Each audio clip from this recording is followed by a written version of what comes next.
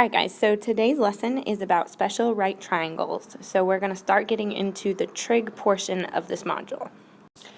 Alright, so our goal today is to be able to use these special right triangles that you're going to have exposure to throughout the rest of your math career, this 30, 60, 90 triangle and a 45, 45, 90 triangle.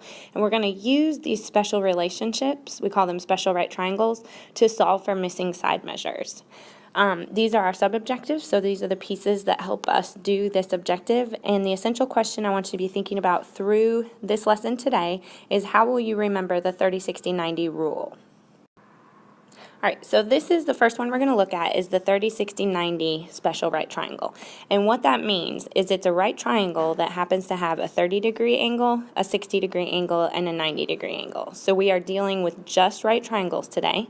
And we're looking specifically when I know one angle is 30, the other has to be 60 because I know the angle sum theorem says that they all add up to 180. So we're focusing specifically on the 30, 60, 90.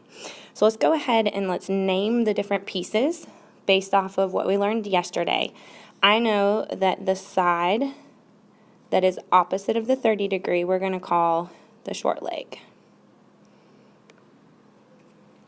And I know the side that is opposite the 60-degree angle we're going to call the long leg.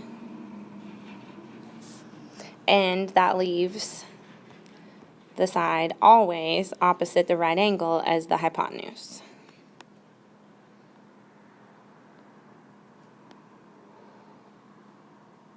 Alright, so that's the first step in this process, is being able to recognize here's the degree, the 30-degree angle, that makes the side that's opposite it the short leg.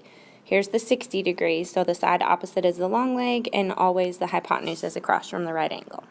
So now that I know that, I can use this idea of a special right triangle. So people who are much smarter than me have discovered that the 30, 60, 90 degree triangle always has the same ratio of legs. So all I do is I dilate by using these same ratios. So these are the ratios that you need to remember. So the short leg has a ratio, it's going to be 1. So if that length of that short leg is 1, the hypotenuse is going to be 2 times that. So it's going to be double the short leg. And this is a ratio that always is true.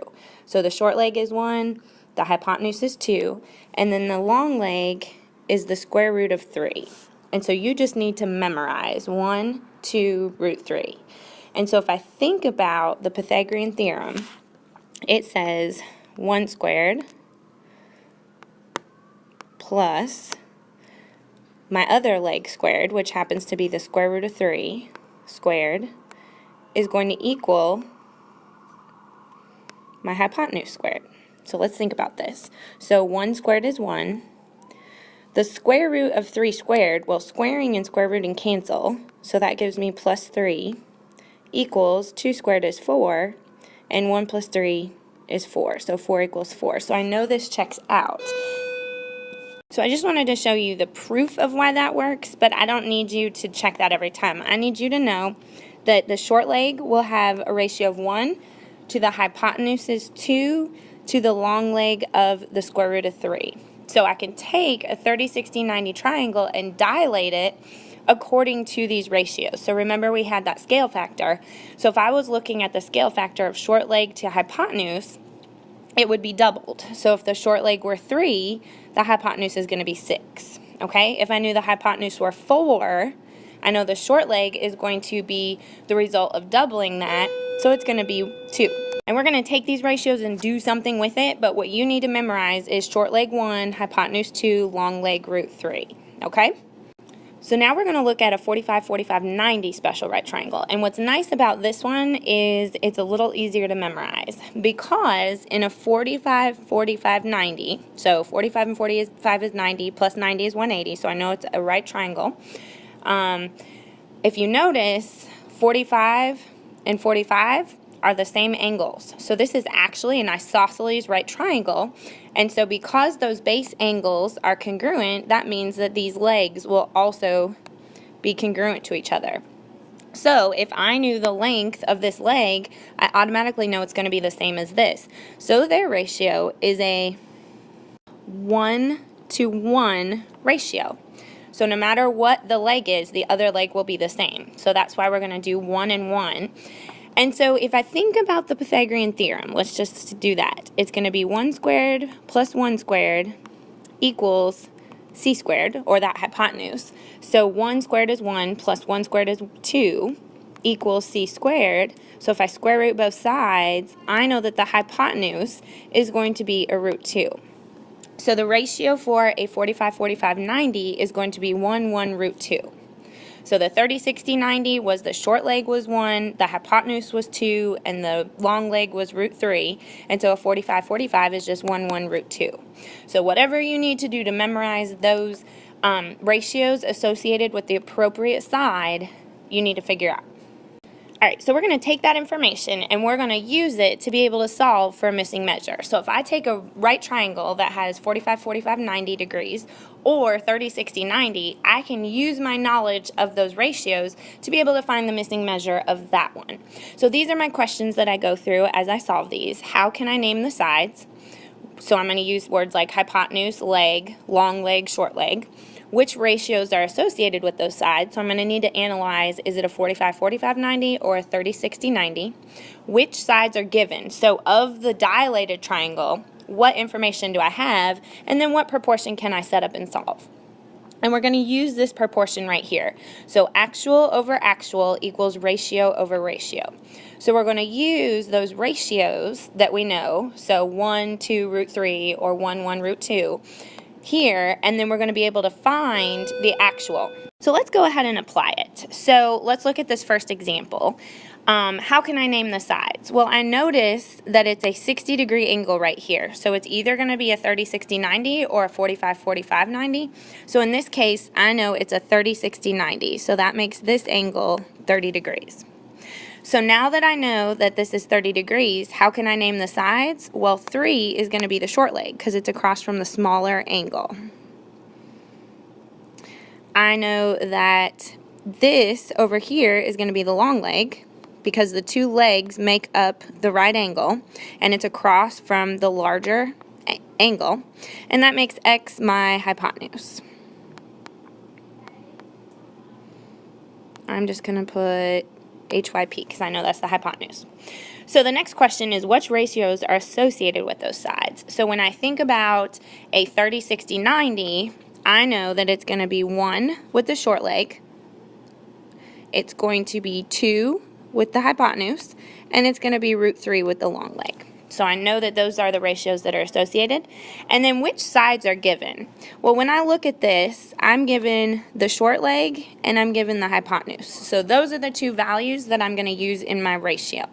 So I'm going to come over here and I'm going to set up my ratio of actual to actual equals ratio to ratio. So the ratios are going to be the numbers that I associated, and the actual are going to be the actual lengths of this.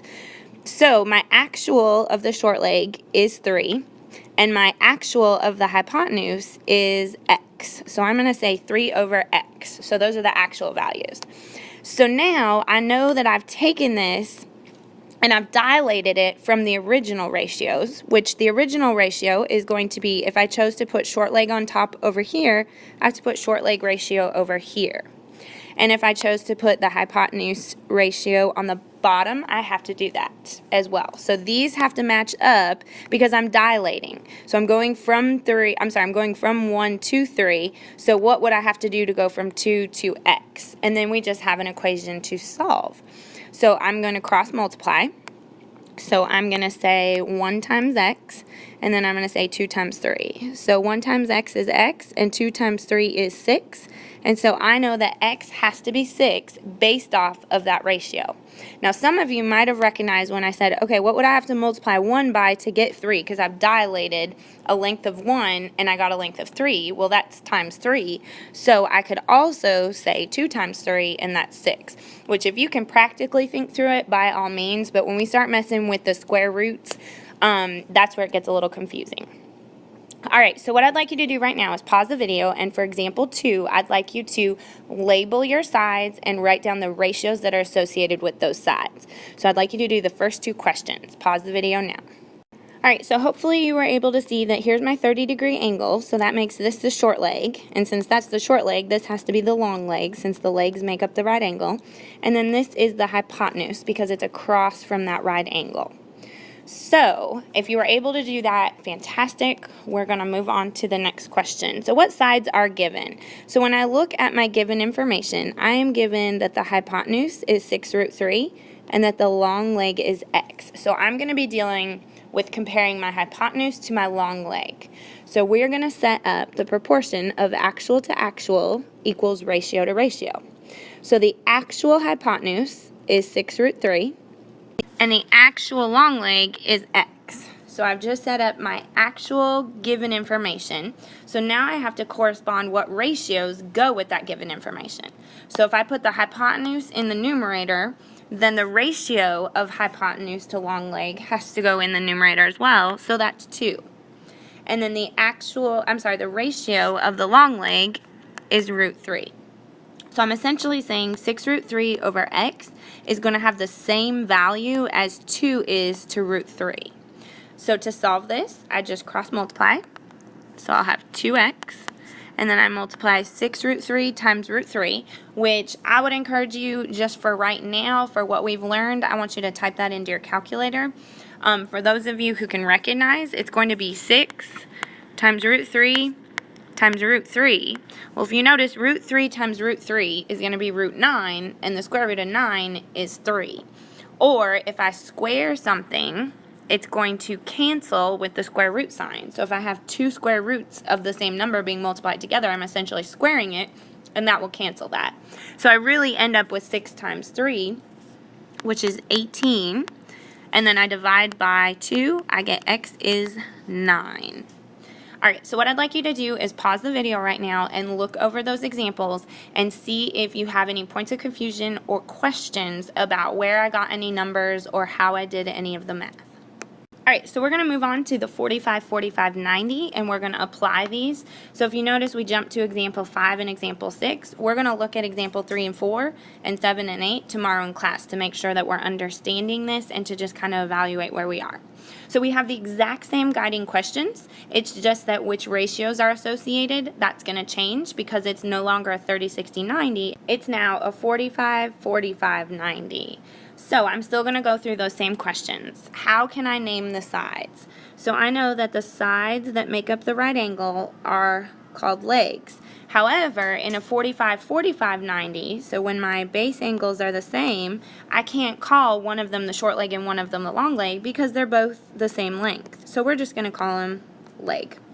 So I have leg and leg, and then this is always going to be, across from the right angle, is always going to be my hypotenuse. So now, based off of a 45, 45, 90, which ratios are associated with those sides?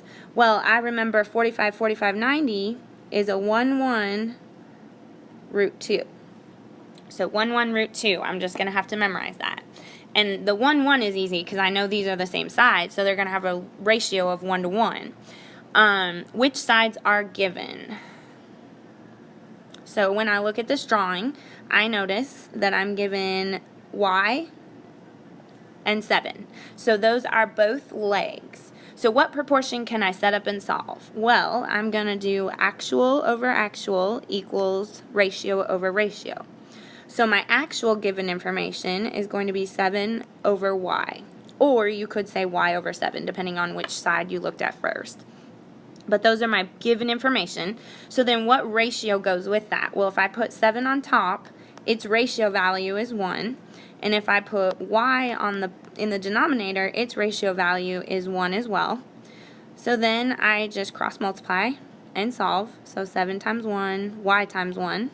Well, 1 times y is just y, and 1 times 7 is 7. Now, that's the process we go through. If you can step back and say, hey, I know that if this leg is equivalent to this leg, or if they're congruent, because it's an isosceles right triangle because of those base angles, if this is 7, then this has to be 7. So in the case of the 45, 45, 90, if you can recognize that the legs are the same, you don't need to show all that work. You can just jump straight to here. So now let's look at example 6. So I'd like you to pause the video and see if you can answer these first 2 questions. So how can you name the sides and which ratios are associated with those sides? Alright, so hopefully you were able to recognize that this is a leg, and this is a leg, and this is the hypotenuse, and that the ratios associated are going to be 1, 1, root 2. So I'd like you to pause the video and see if you can set up the proportion. Determine which sides are given and then set up the proportion. Go ahead and pause the video now. Alright, so hopefully you were able to set up that 7 over x, or if you flip-flopped it, x over 7, then you would need to flip-flop these. But 7 is the actual leg, and the leg has a ratio of 1, and x is the hypotenuse, and it has a ratio of root 2. So if you have 7 over x, it has to equal 1 over root 2, or if you flip-flopped it and had x over 7, it would need to be root 2 over 1. So if you have that, go ahead and pause the video, and I'd like you to try to solve for x. And this one was nice and easy because x times 1 is just x, and 7 times root 2 is 7 root 2. You may have also done a decimal. And if you did rounded to the nearest hundredth, I would have 9.90. So I would accept either of those answers. So I'd like you to take a minute, look over this work, and write down any questions or points of confusion that you might have based off of these 2 examples, and bring them to class tomorrow. Alright, the last thing we're going to do, like we do, is we are going to reflect on our learning. So I want you to look over the examples that we've done and identify 3 mistakes you think students might make when using special right triangles to solve for missing measures. I would also like you to write a summary so far of the topic. So what is your understanding so far? Maybe write down those ratios, draw a picture. What do you understand so far based off of this video? And then the last thing, in your notes on Edpuzzle, please make sure you rate your understanding so far. So 0, I'm lost. 1, I get some of it, but I have some questions. 2, I'm getting it, I just need some more practice. And 3, I'm good to go. All right, thanks guys. I'll see you tomorrow.